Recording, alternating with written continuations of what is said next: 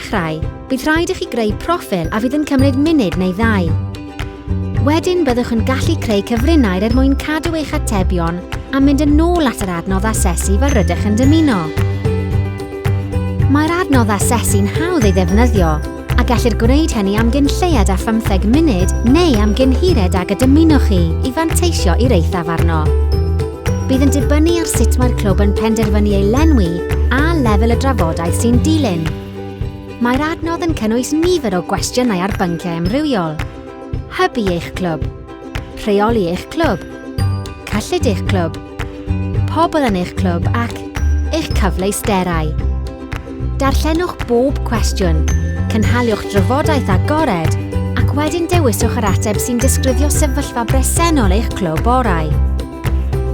Nid pwrpas y cwestiynau yw eich dal chi, ond eich helpu i ddeall sut mae eich clwb yn gweithio nawr a chynnig awgrymiadau i'ch helpu i wella. Ar ôl cwblhau'r adnodd, bydd adroddiad atebion yn cael ei greu i'w lawrlwytho neu ei anfon i'r clwb ar e-bost. Mae'r adroddiad atebion hwn yn cynnwys crynodeb o ble rydych chi nawr a chyfres o awgrymiadau'n seiliedig ar yr ymatebion a roddwyd. Bydd yr atebion yn cysylltu nôl at y wybodaeth, yr adnoddau a'r cysylltiadau yng ngwefan Atebion Clwb. Ar ôl cael yr adroddiad atebion, cewch ddefnyddio'r cyfarwyddyd a'r awgrymiadau i ddatblygu cynllun gweithredu i'ch helpu i wella.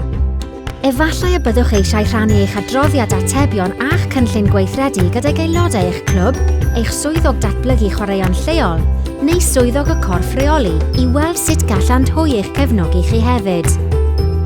Rydym yn argymell eich bod yn edrych ar yr asesiad yn flynyddol i weld sut rydych yn gwneud cynnydd yn erbyn eich camau gweithredu. Ewch i www.clubsolutions.wales neu www.atebionclwb.cymru heddiw i gael rhagor o wybodaeth.